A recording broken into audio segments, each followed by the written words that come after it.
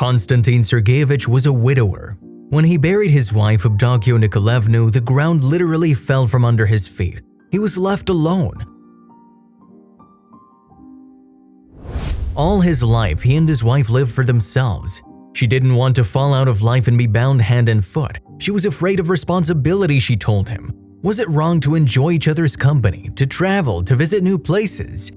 If you have not done so already, please subscribe to our channel and click that notification bell to get inspired by these real-life stories every day. Now, back to the story. They were easygoing and visited different cities with full immersion, which meant renting a flat and starting to live there. Sometimes a couple of months were enough. More often, they stayed for half a year in a couple of places. They even stayed for 2 years once. Could they afford this kind of entertainment if they were burdened with children? Of course not. Kids need school, they have friends. No one agreed to lug around the country following a crazy mom and dad. Still, somewhere after 35, Constantine insisted that he and his wife get a checkup from a doctor. They both underwent tests and she met him at the door of the clinic in tears with shaking hands, clutching a file in her hands. "You know, Costa, I want you to tell you that you can be absolutely free. I just don't have the right," she said, almost stammering through her sobs. "What's wrong?" Kostya didn't understand. "I can't give you a baby," she mouthed and turned away. "Let it go," said Constantine. He put his arms around his wife's shoulders and they didn't return to the conversation. They simply lived and enjoyed life.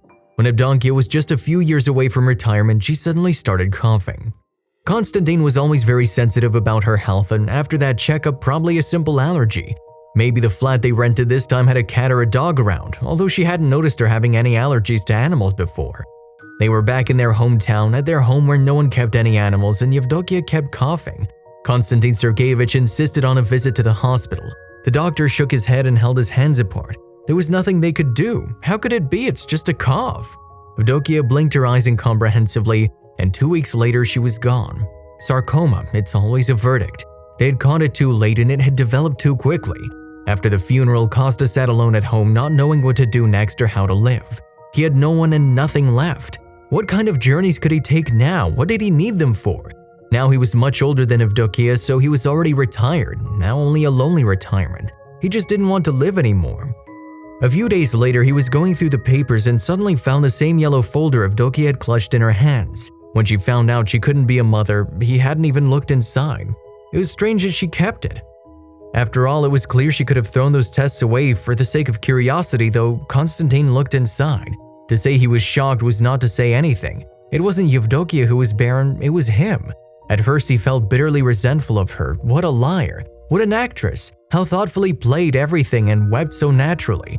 Then came the realization that Abdokyo had laid her whole life, her right to be a mother, on the altar of his happiness and marital well-being. If only she had spoken to him, then maybe they would have found another solution. After all, they could adopt or try artificial insemination. And only later Constantine realized that it couldn't have been any other way. There would be nothing artificial and no adoption. Abdokyo had not wanted to have children for a long time before the checkup.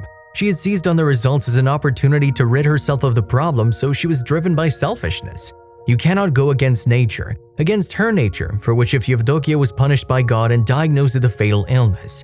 When Constantine realized it, he forgave her. Now he went to her cemetery every day, watered the flowers, wiped the monument. He found a strange pleasure in this. For hours he would sit on the bench and talk to her. At first, Constantine Sergeyevich thought he was talking to Abdokyo, but then he realized he was talking to himself. It was only at that moment that he seemed to let go. He stopped being sad, stopped pining, he simply accepted reality. As it was, he realized that he was actually happy. He was happy with what he had. One day, he took another stroll to the cemetery. Now he no longer lingered at Abdokyo's grave, walking in there like a museum. He was viewing the monuments and reading the tombstones, imagining what these people might have been like. Constantine Sergeyevich had no friends alive, and all his friends were here now.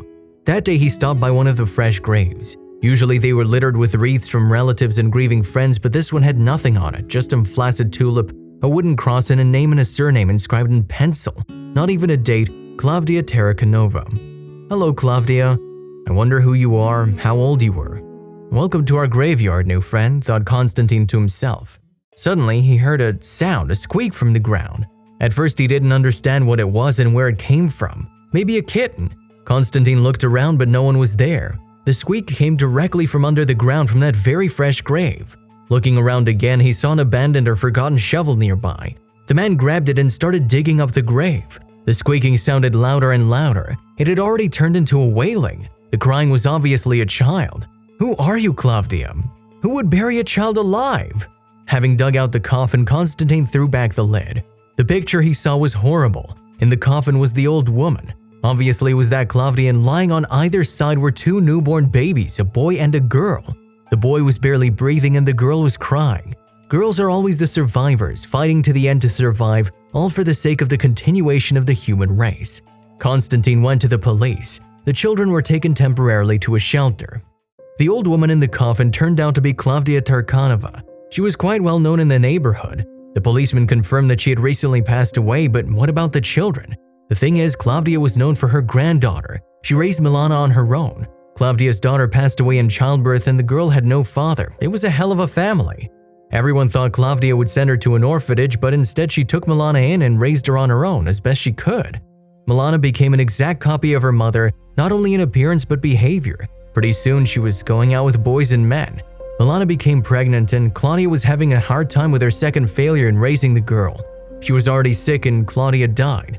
Milana was home at that time and suddenly her water broke. Just as Claudia passed away, Milana gave birth to twins. What was she going to do with them? She didn't need them. And then her grandmother relieved her of her responsibilities. Milana didn't have much money and she barely had enough for the cheapest coffin and diggers. That's why there was only one tulip on the grave. On the day of the funeral, Milana had the cleverest idea on how to get rid of the children unobtrusively. She put them there and they were buried on the same day with her grandma. Milana rushed to Moscow for a new life. Constantine Sergeyevich couldn't comprehend what had happened. He couldn't forget the twins and kept visiting them in the orphanage.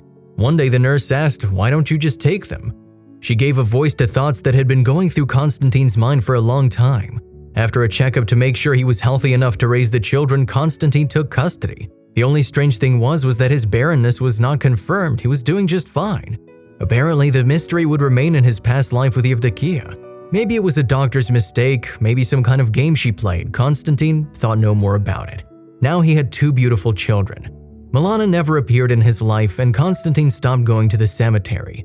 Now he walked to the children's playground. If you liked the video, please give it a thumbs up and consider sharing it with someone who may find it interesting. Thanks for watching, and I'll see you in the next video.